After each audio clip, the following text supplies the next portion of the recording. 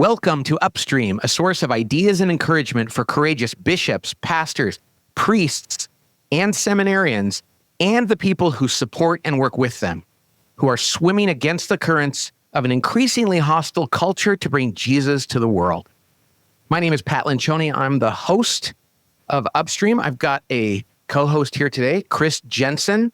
Chris is a management consultant that does a lot of work. He works with a diocese a lot, lots of parishes, lots of companies, and he loves the Catholic Church, and he's almost Catholic. He's on his way. But you love the church, don't you, Chris? Absolutely. Yeah, absolutely. I love it. And you have a lot of thoughts on this. You've really rolled up your sleeves and have worked with a lot of different kind of Catholic organizations and a lot of priests. And so what are we going to talk about today, Chris?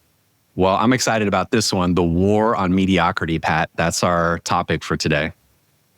You know, I think I'm as excited about this topic as almost any we've done, because I know how much great bishops and priests, pastors, and are that word is bothersome. And you know, some people say that the opposite of love is not hate, but indifference. And along that same line of thinking, I would say that the opposite of excellence is not necessarily terribleness or awfulness, but rather mediocrity. I think if you go back to like the book of Revelation, when God says that, you know, he says lukewarm is the worst, you know what I mean? Like, right. Spew you out of my mouth. And I think mediocrity goes maybe more with lukewarmness. And it's so convicting when somebody says, "Are you lukewarm?" And I go, "Oh, maybe I am." And it's like, is there mediocrity in your organization? It just stings. There's something about that. And this applies to all kind of organizations. To say that an organization is mediocre almost feels harsh.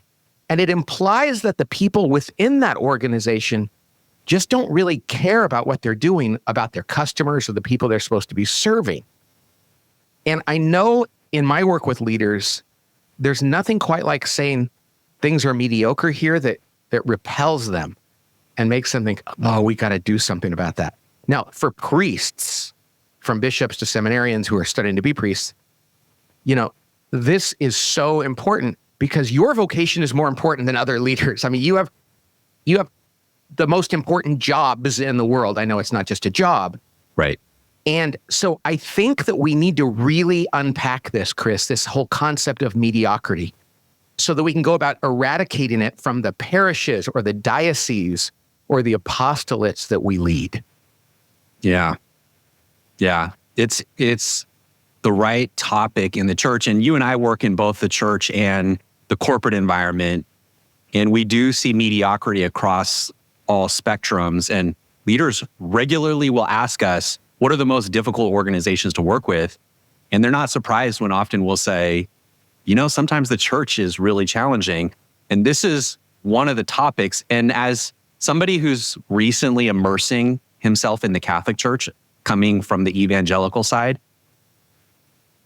I'm so inspired by the church. Sometimes I find myself surprised internally to not see the same enthusiasm, vigor, excitement, drive. I'll work with an organization that's making widgets. Well, not working genius widgets, but widgets. And you see the enthusiasm and drive for that. And then you go to the church and you think, this is eternal, this is spiritual, this is transforming lives. And yet you don't see that same vigor all the time. Right. And we need to make sure that we know that we're not talking here about spiritual mediocrity, which is a whole different thing. And that is the lack of faith or the belief in the teachings of Jesus and the church. That's spiritual mediocrity is tragic. Right. And we know that there's places where that's true in the church. We've talked about that before. What we're talking about here, and the people listening to this podcast, that's not the challenge here. Generally speaking, they believe, and they want to do the best they can do. And so the question becomes, why would mediocrity exist in an organization that's so important, as you said, that matters so much? And I think that, and I love the fact that you're relatively new to the Catholic Church, Chris, because the newcomers see things clearer sometimes. The rest of us who have been in it for a long time can feel like, well, we're kind of used to this. But I have found in my work with evangelical churches, not so much with mainline Protestant churches that have been around for a long time.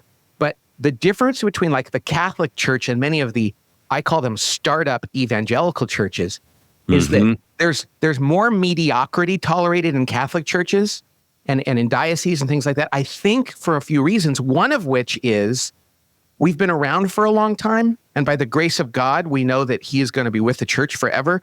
But there's not this sense that we're going to go out of business. Whereas that evangelical church that's down the road, they actually feel like they might. So if they don't do excellent, people will just go someplace else and they will cease to exist. Now, what plenty of bishops will tell you, yeah, but we're closing parishes or we're combining them now. And technically, we can lose our way.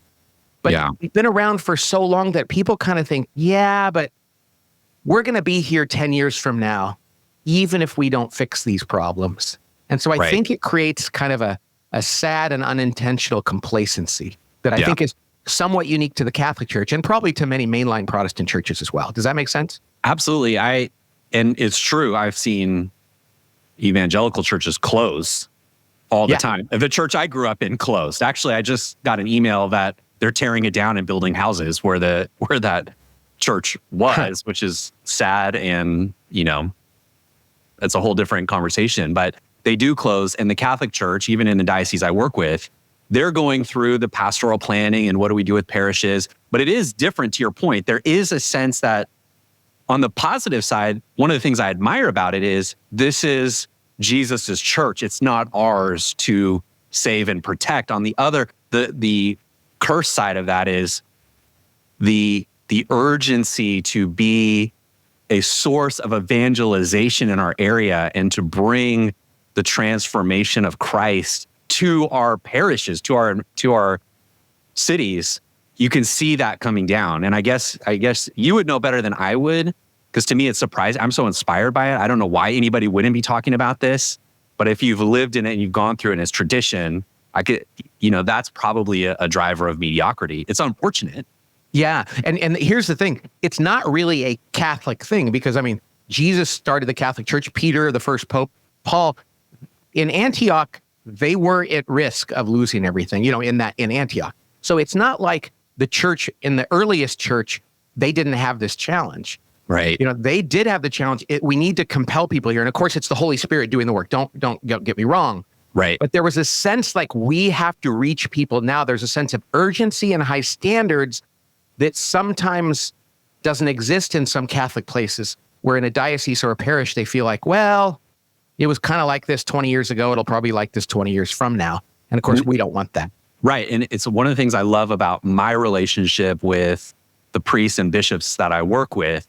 Being an outsider, seeing it alive, I can see their eyes light up. When I talk about Mass or elements of the Mass, there's a reminder to them of how special this is. And you can see their own urgency and excitement, enthusiasm start to go back up because the bureaucracy they've lived in has, it's being reminded of the lifeblood of it.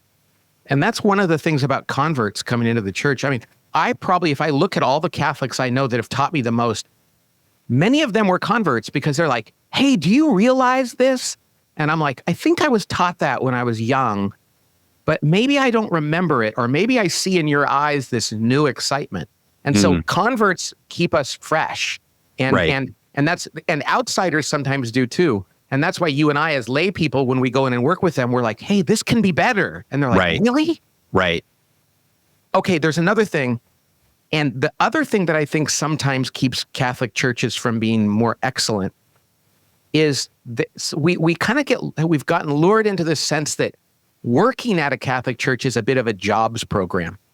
And, the social justice is, and the real true meaning of it is wonderful. But what the people we're meant to be serving are in the congregation. And people that aren't yet in the congregation are on the street or out there. And sometimes we lose sight of that and think, well, it's these people that work in the church office that we're supposed to be protecting their livelihood and their job. And when that happens, mediocrity is almost inevitable because we're very limited in what we can ask of them or how hard we can push them. Right. Right. And we see that both in the church and outside. Once it becomes a job, your enthusiasm and sense of mission and purpose immediately starts to come down. And like you said earlier, in the church side, I meet so many people who love the church. They're faithful. They're not faithful. But years and years of clock in, clock out, it's a job.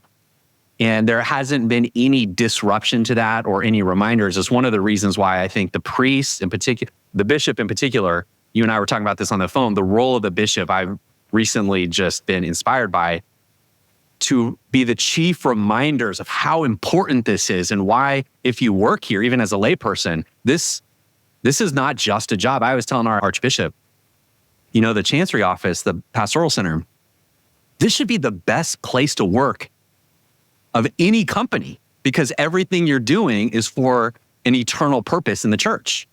And it should be the best place to work for people who are on fire and who fit the culture and agree with the mission. Yeah. And, a Protestant pastor I knew who once said to me, nobody should work in a church who need the job. That doesn't mean we shouldn't pay people. But if you're like, oh, I can't possibly leave this job, then it's going to be really difficult. And people should work there because they're like, no, I get to work here. Yeah. I get to work here. Right. And I always say too, we should actually not see our volunteers and our paid staff as different. We should expect as much from our volunteers as our paid staff. Just because they're not paid doesn't mean they don't want to be. And in fact, the best volunteers want to know that the standards are high and that much is expected of them. Yeah. And then we should look at our paid staff and inspire them as though they're not paid at all.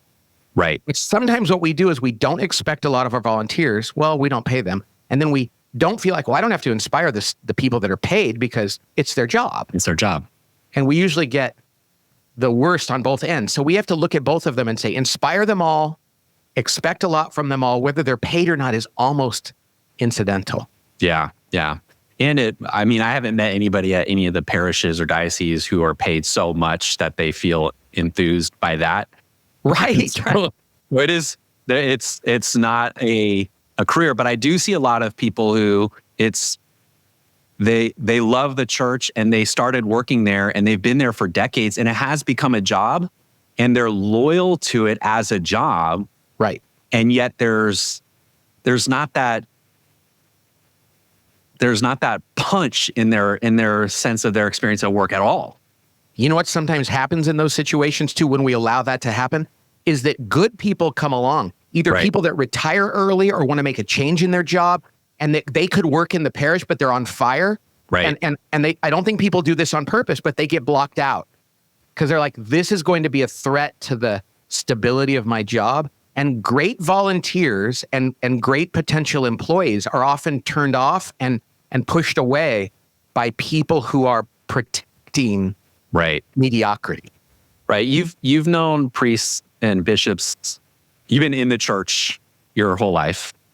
And so I actually don't fully understand as an outsider, if I'm a priest and I've given myself to this, what holds them back from being, we would use in some of our vernacular, like a galvanizer, somebody who lights the fire and gets things excited. Where does that come from? Why not? They've given their whole life for this. Well, that's what I want to talk about today. The number one thing that I want to really hone in on today is that the biggest, I'm convinced of this. And I've been a Catholic my whole life, but I've only been working in the church for the last 10 or 11, 12 years. So I'm really newer to like the inside workings of churches and dioceses and things like that. The number one reason why mediocrity exists among faithful bishops, priests, pastors, is that they don't want to have difficult conversations. I'm convinced of this. They see the mediocrity. They're on the altar and they hear the singing or they hear the reading or they're in their office and they see that less people are going to confirmation or they're talking to parents who say, my kid hates confirmation, it's boring or whatever the program is, whatever the, or a bishop says, oh my gosh, I'm getting so many complaints about all these parishes where whatever else it is. And it's at that moment where they think, I'm going to have a really uncomfortable conversation with that school principal, pastor, Right. volunteer, Right. layperson, and they think there must be a reason why I shouldn't have. I can come up with some other explanation that could prevent me from doing that. Yeah, that's such a good point. I'm actually, as you're describing that, I'm reflecting over the last couple of years with our archdiocese. They have been going through a transformation from the inside out.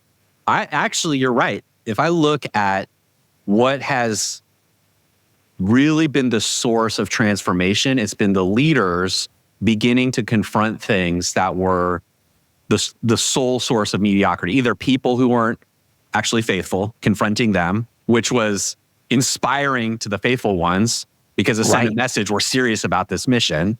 And it gave the person who wasn't faithful a chance to become faithful, which is imperative. Totally. And that's been the spirit of all of these conversations is let's bring people into the mission and the work of evangelization. And so but I do see the struggle to have those conversations and the challenge of I don't want to push people away. You know, when I think of the leaders, the pastors I work with and the bishops, they genuinely don't want to push people away, which I admire.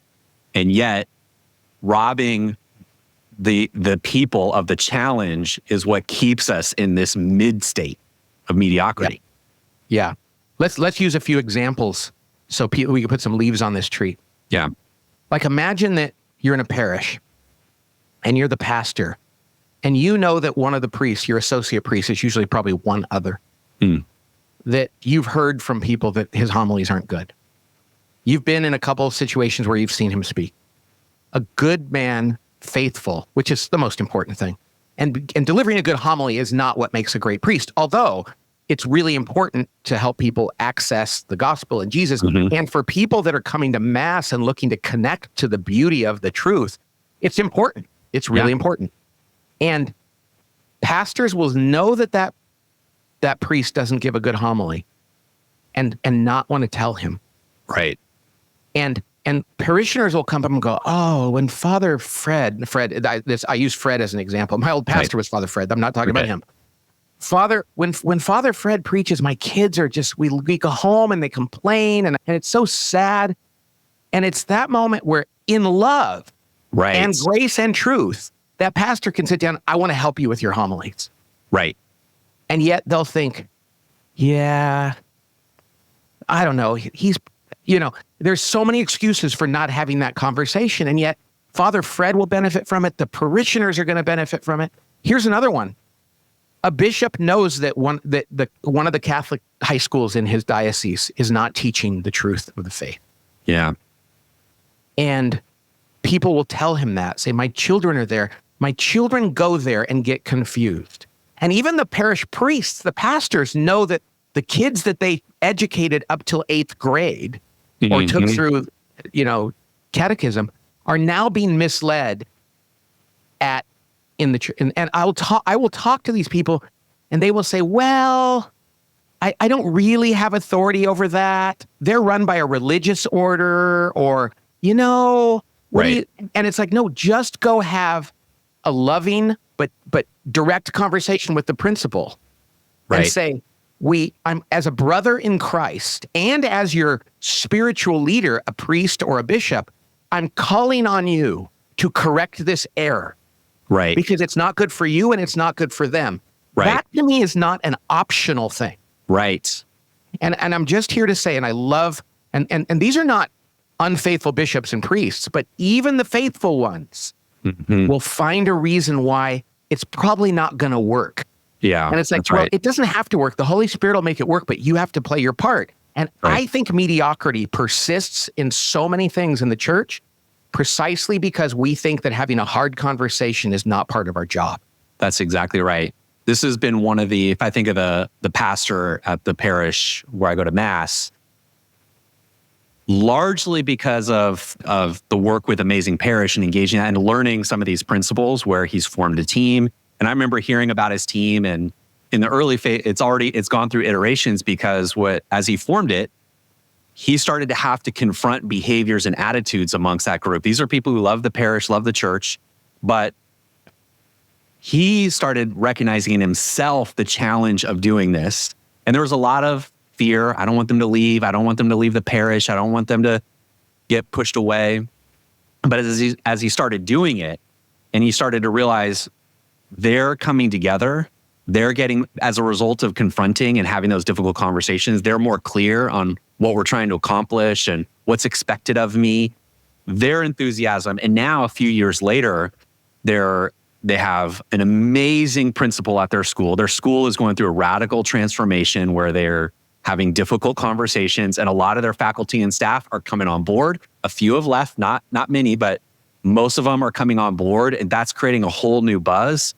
Their parish families, I mean, there's all these young families and kids, and it's because of the willingness to have the difficult conversations, which is just not easy. None of the pastors I've met have ever learned these things. These are not the things they've learned about. Yes, and what's amazing about this is this isn't taught in seminary, and I understand that, but it's not because the church doesn't believe this. I mean, throughout the Bible, right, people are being called in truth and love to do better.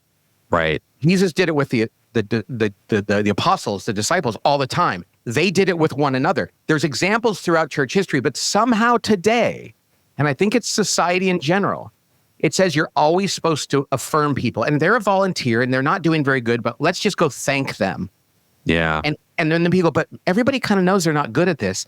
Yeah, but we should just thank them anyway. It's like, no, call them to do better. Right. Right. And when you think of the mission of the church, which is a spiritual mission, so it's not like a company where we're trying to sell products, but there's a spiritual mission, and there is a spiritual enemy. The goal to just make us mediocre and ineffective and just stay put causes us to completely miss our mission. So, like you said at the beginning, the lukewarm nature. In our diocese, we have, some parishes that you know they're not faithful, and you think, okay, that's at least clear. We know. Yes. But then there are parishes where pastors are alone. There may be rural, and this is one of the benefits of watching our archdiocese bring all the priests together and really start to galvanize them as a priesthood, because most of these guys were just in parishes, disconnected from the other priests, alone, feeling like, I don't know where this is going or what I'm a part of. And so bringing them together, having these difficult conversations, pushing and challenging each other is creating a fire. It's incredible. I love it. And what I love too is, I'm going to tell you, I know of a priest who's the most amazing guy. He's changed my life, my family's life in many ways. And he actually knows that he struggles with this. And I so admire he says, he will ask me, pray for me to grow in courage that I can have these difficult conversations, as opposed to justifying not doing it as though it's a virtue. Yeah, right. He's like, oh, it's so hard, because I'm here to say, I get it. Right. I know it's hard. And when you're a pastor or a bishop, the idea that you might challenge someone on something and they might say, you're being mean, it's like, oh my gosh, but I'm a priest and I love Jesus and I love you, and you think I'm being mean. That's almost like enough to make you not want to do anything. But to realize that you can do it for the glory of God, and even for that person, even if you're rejected. But I will say this, Chris, to do it alone is really hard. That's why, like at the Amazing Parish, we say, surround yourself by 2 or 3 or 4 people that you trust, that you can go into your office and say, hey, I'm going to have a difficult conversation with Fred. Right. And I know his programs haven't worked for years. Right. And I'm going to have to do something about it. And he might be mad at me. And a few of the people that are his supporters might be mad at me. Right. But here's why I'm going to do it. And to know that there's people that will surround you, have your back, hold up your arms, pray for you. And even if you're getting attacked, they'll be there with you. Right. That can make all the difference. But if you think as a pastor or a bishop that you're not allowed to have friends, peers support you when you feel alone, right, then, I mean, I think Satan loves that. And something else that I just thought about is, you were talking about, in the Screw Tape Letters, C.S. Lewis talks about the devil is teaching his apprentice demon, He says, what should I do? Should I get him involved in all these terrible things? And he says, no, just keep him busy. Just distract them. Okay, this is the point. I was actually talking about, this is a light bulb that I've had about the critical role of the bishop. Because now I've met a few and I hear a similar story. They're busy doing administrative work and they don't want to. I mean, the bishops I've met love Christ, they love the church, they love the work of evangelism, but they're locked in their desks, signing papers and going to this committee meeting and doing all these different things. And the role of the bishop to bring these priests together so they're not lonely. I mean, the Amazing Parish is an amazing gift to galvanize those pastors who are alone. But when a bishop can get out of his administrative overload and start pulling together the priesthood and making it a true, brotherhood amongst them, bringing them together, challenging, encouraging, that is an amazing gift to the church. And Chris, I think it comes back because if you were to say to a bishop, and I always wanted to do this, is to sit down and go through their calendar with them and say, probably it should go like this. No, no, yes, no, no, yes, no, no, no. But each time they think, yeah, but every no is going to make some committee feel bad. Right.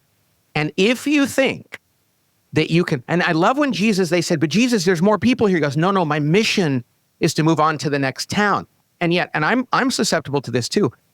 You cannot please everyone. And if you do, mediocrity becomes the result. Because I'm going to go to every little organization that asks me to show up. I'm going to do that. Right. And pretty soon, the three biggest things that you're called to do that is really going to transform the diocese or your parish or your apostolate, you are going to be robbing from Peter to pay Paul. I'm not really sure what that means. How that works. But yeah. And I never thought about it. Was that Peter and Paul? But the point here is you're going to be depriving yourself of doing the best. And most bishops, when they answered the call to the priesthood, they wanted to bring people to Jesus. Right. They didn't want to bring people to a potluck. Exactly. And there's just too much potlucking and not enough. I actually wish it were even potlucking. At least then they would be talking over food. Yes. Most of the times they're in their office signing paperwork and talking to committees. I told our bishop, I said, my vision for you is one day you're going to come into work and you're going to first pray and then just think, who should I be spending my time with today? And not be locked into your calendar. Because he said exactly what you said. He's just calendar appointment. He's like, I feel broken. I was like, turn it off. You're the bishop. You're the chief evangelist of our archdiocese. Like, we need you. We need you in prayer. We need you studying, writing. Yeah. Amazing. That's amazing. And I love it. It probably took a convert in the process and a lover of the church and an outsider to be willing to say that to the bishop. And I'm sure he absolutely appreciated and responded well. It's hard. It's hard. He wants permission. Yeah. Which gets back to your point of the difficult conversations. Probably for me, I'm asking and saying difficult things that I don't even know because I don't know all the sacred cows in kind of some of the insiders of the Catholic Church. So I just come in and start asking questions. Why are you doing that? And that doesn't seem right that you're doing that. And he's like, yes, thank you. And then let's figure it out. And then, but you're right about the difficult conversations because the next step is almost always, I have to then go talk to somebody about how I can stop doing this. And that is a difficult conversation. And every time he's willing to do it, and this is true about any of the priests, every time they do it, it produces freedom. And to be honest, everybody feels better. Yeah. Even the ones who are the receivers of it. Yeah, I think what's important is to be so vulnerable, is to say, I have to tell you no. I want you to know it's so hard for me to do that because I don't want you to think I don't care about you. And I don't want you to think I'm not interested in you and this. I have a few priorities that I have to do that are the right, that both for the church. So I'm going to say no to you.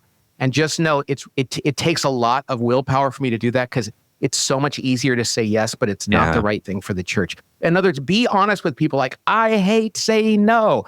Most of them they'll start going, hey, Bishop, I'm going to ask you this, but you got to promise me you'll say no if you don't think you should. Yeah. But what happens is we get to the point where we think our pastor and our bishop are going to say yes to everything, so we just keep throwing things on their calendar. I love that you said that to the bishop. Actually, just reminds me, I was looking at your crucifix behind you, and I have one in my office. One of the things I always loved, and the reason I put one up in my office was I loved seeing the crucifix. And people come and they say, well, why do you have that? And I think this might be something good for pastors and priests to remind themselves when they look is, I said, sometimes I have to do hard things, and then I will regularly just look and think, if he could do that, I can totally go there with this person.